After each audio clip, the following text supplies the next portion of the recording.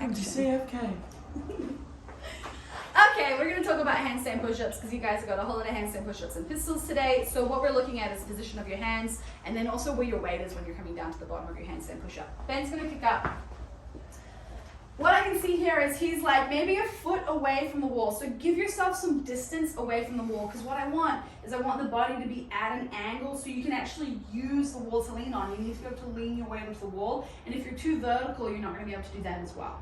Then the width of his hands, he's outside of shoulder width, okay? So nice wide setup. That's going to be advantageous in terms of how far you have to press out of your handstand push-up. And then his fingers are turned out and relax.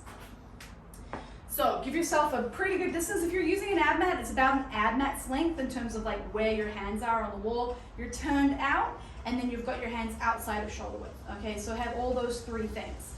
Now the next piece is when you're actually coming down into your handstand.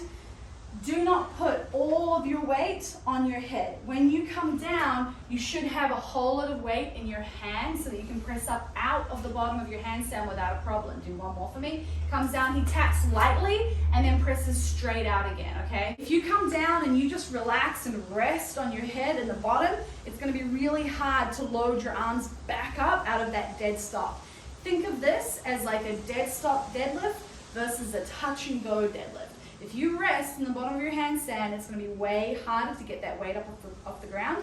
If you do a touch and go with your head, you just tap lightly, keep a whole lot of weight in your hands, it's going to make it a whole lot easier.